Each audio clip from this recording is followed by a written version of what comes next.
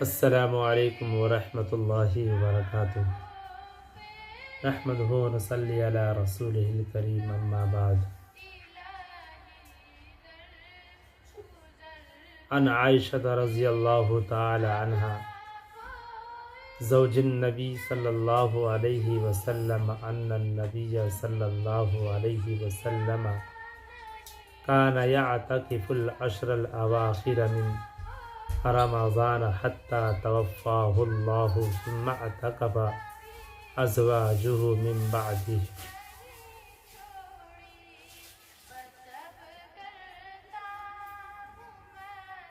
حضرات سامعین، آج کے اس پروگرام میں فضائل اعتکاف سے متعلق اعتکاف کی فضائل سماعت کریں گے۔ ایک حدیث میں نے پڑھا، اس کا ترجمہ یہ ہے۔ حضرت عائشہ رضی اللہ تعالی عنہ فرماتی ہے کہ نبی کریم صلی اللہ علیہ وسلم رمضان کے آخر عشرہ کا اعتکاف فرمایا کرتے تھے، یہاں تک کہ اللہ تعالیٰ نے آپ کو وفات دے دی اور پھر آپ کے بعد آپ کی ازواج مطہرات رضی اللہ تعالی عنہن اعتکاف فرماتی تھی۔ اسی طرح سے دوسری حدیث ہے، حضرت ابن عباس رضی اللہ تعالی عنہما سے روایت ہے کہ رسول اللہ صلی اللہ علیہ وسلم نے فرمایا کہ جو شخص اللہ کی رضا کے لیے ایک دن کا اعتکاف کرتا ہے تو اللہ تعالیٰ اس کے اور جہنم کے درمیان 3 خندقوں کو آڑ بنا دیں گے۔ ایک خندق کی مسافت آسمان و زمین کی درمیانی مسافت سے بھی زیادہ چوڑی ہے۔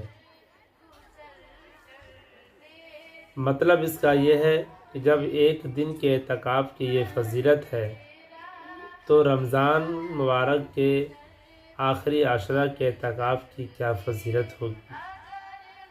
خوش قسمت ہے وہ لوگ جو رمضان کی مبارک گھڑیوں میں اعتکاف کرتے ہیں اور مذکورہ فضیلت کے مستحق قرار پاتے ہیں۔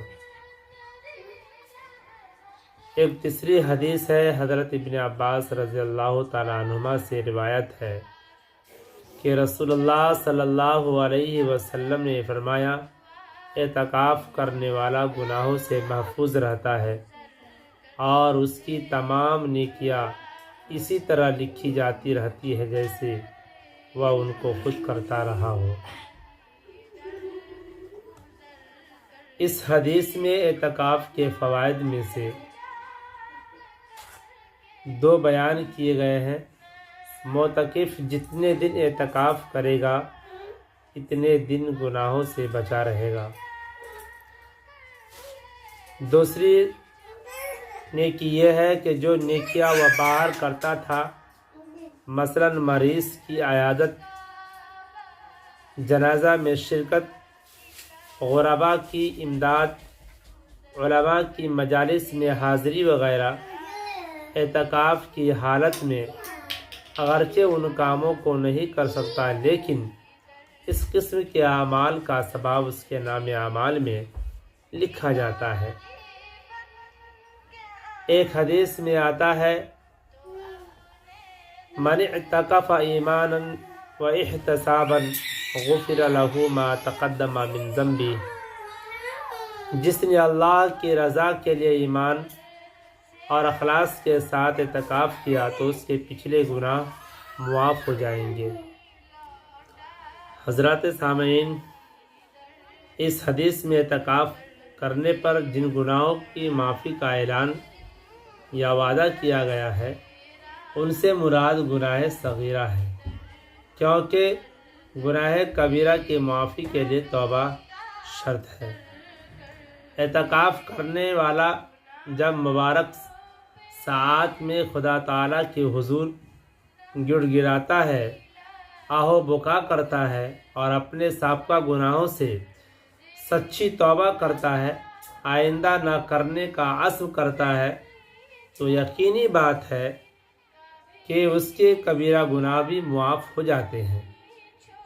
اس صورت میں حضرت صلی اللہ علیہ وسلم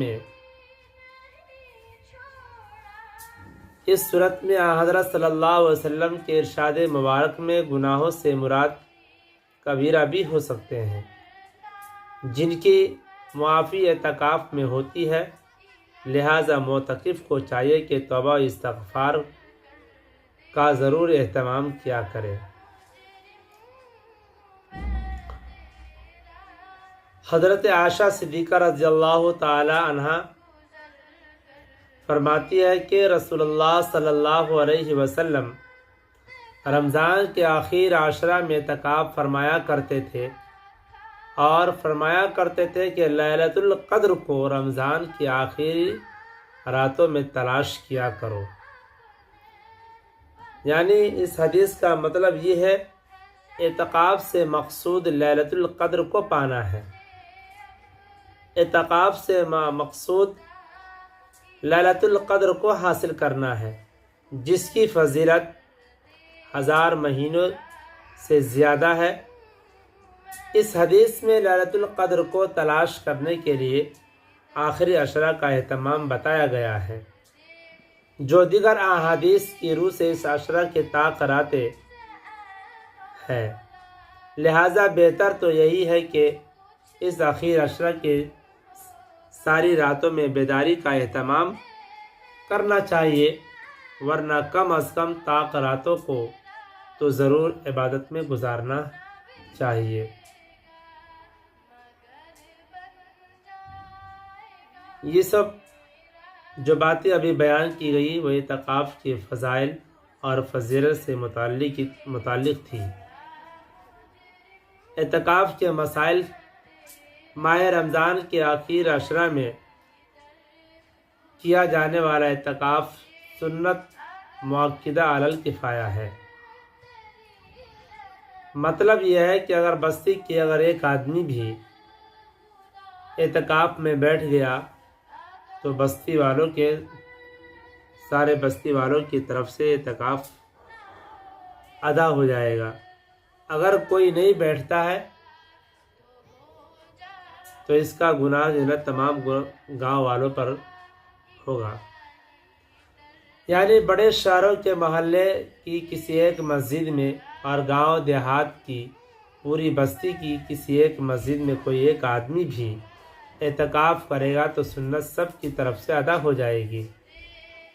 اگر کوئی بھی اعتکاف نہ کرے تو سب گناہگار ہوں گے۔ اس اعتکاف کے چند مسائل کچھ ہی ہے۔ نمبر 1، رمضان کے سنت اعتکاف کا وقت 20واں روزہ پورا ہونے کے دن غروب آفتاب سے شروع ہوتا ہے اور عید کا چاند نظر آنے تک رہتا ہے۔ معتکف کو چاہیے کہ وہ 20ویں دن غروب آفتاب سے پہلے اعتکاف والی جگہ پہنچ جائے۔ جس محلے یا بستی میں اعتکاف کیا گیا ہے اس محلے اور بستی والوں کی طرف سے سنت ادا ہو جائے گی، اگرچہ اعتکاف کرنے والا دوسرے محلے کا کیوں نہیں ہو۔ آخری عشرے کے چند دن کا اعتکاف نفل ہے، سنت نہیں ہے۔ عورتوں کو مسجد کی بجائے اپنے گھر میں اعتکاف کرنا چاہیے۔ سنت اعتکاف کی دل میں اتنی نیت کافی ہے کہ میں اللہ تعالیٰ کی رضا کے لیے کسی شخص کو اجرت دے کر اعتکاف بیٹھانا۔ سنت اعتکاف کے دل میں اتنی نیت کافی ہے کہ میں اللہ تعالیٰ کی رضا کے لیے رمضان کے آخر عشرے کا مصنون اعتکاف میں کرتا ہوں۔ کسی شخص کو اجرت دے کر اعتکاف بیٹھانا جائز نہیں ہے۔ مسجد میں ایک سے زائد لوگ اعتکاف کرے تو سب کو ثواب ملتا ہے۔ مصنون اعتکاف کی نیت 20 تاریخ کے غروب شمس سے پہلے کر لینی چاہیے۔ اگر کوئی شخص وقت پر مسجد میں داخل ہو گیا لیکن اس نے اعتکاف کی نیت نہیں کی اور سورج غروب ہو گیا تو پھر نیت کرنے سے اعتکاف سنت نہیں ہوگا۔ اعتکاف مسنون کے صحیح ہونے کے لیے کچھ ضروری شرطیں ہیں۔ نمبر 1 مسلمان ہونا، نمبر 2 عاقل ہونا، نمبر 3 اعتکاف کی نیت کرنا، نمبر 4 مرد کا مسجد میں اعتکاف کرنا، 5 مرد اور عورت کا جنابت یعنی غسل واجب ہونے والی حالت سے پاک ہونا۔ یہ شرط اعتکاف کے جائز ہونے کے لیے ہے، لہذا اگر کوئی شخص حالت جنابت میں اعتکاف شروع کر دے تو اعتکاف تو صحیح ہو جائے گا، لیکن یہ شخص گناہگار ہوگا۔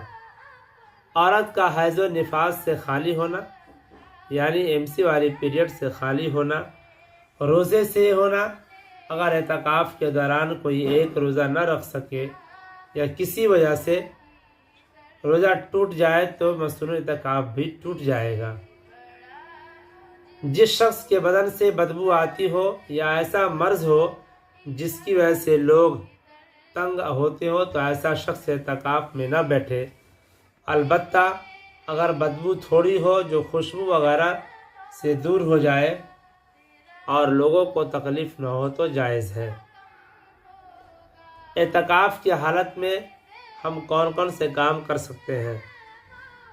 کھانا پینا، سونا، ضرورت کی بات کرنا، اپنا یا دوسرے کا نکاح یا کوئی اور عقد کرنا، کپڑے بدلنا، خوشبو لگانا، تیل لگانا، کنگھی کرنا بشرطے کہ مسجد کی چٹائی اور قالین وغیرہ خراب نہ ہو۔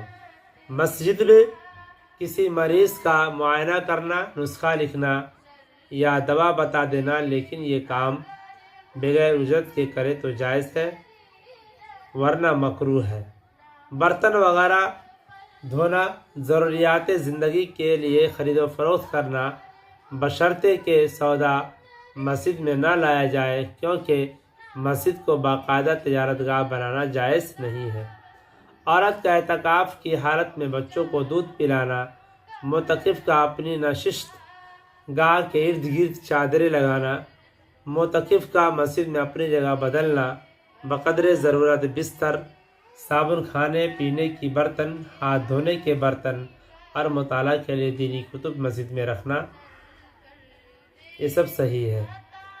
ممنوعات و مکروہات بلا ضرورت باتیں کرنا، اعتکاف کی حالت میں فحش یا بیکار اور جھوٹے قصے کہانیوں یا اسلام کی خلاف مضامین پر مشتمل لٹریچر، تصویر دار اخبارات و رسائل یا اخبارات کی جھوٹی خبریں مسجد میں لانا، رکھنا، پڑھنا، سننا، ضرورت سے زیادہ سامان مسجد میں لا کر بکھیر دینا، مسجد کی بجلی، گیس اور پانی وغیرہ کے بجا استعمال کرنا، مسجد میں سگریٹ، حقہ پینا، اجرت کے ساتھ حجامت بنانا اور بنوانا، لیکن اگر کسی کو حجامت کی ضرورت ہے اور بغیر معاوضہ کے بنانے والا اور بنوانا، لیکن اگر کسی کی حجامت کی ضرورت ہے اور بغیر معاوضہ کے بنانے والا میسر نہ ہو تو ایسی صورت اختیار کی جا سکتی ہے،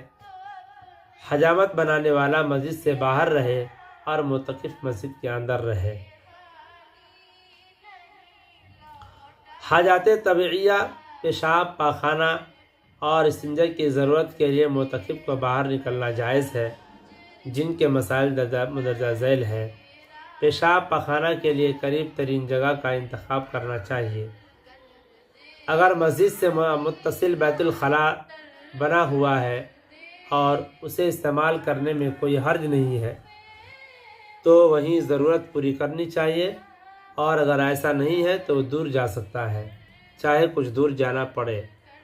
اگر بیت الخلاء مشغول ہو تو انتظار کرنے میں کوئی حرج نہیں ہے، البتہ فارغ ہونے کے بعد ایک لمحہ بھی وہاں ٹھہرنا جائز نہیں ہے۔ قضائے حاجت جاتے وقت یا واپسی پر کسی سے مختصر بات چیت کرنا جائز ہے، بشرطے کہ اس کے لیے ٹھہرا نہ جائے۔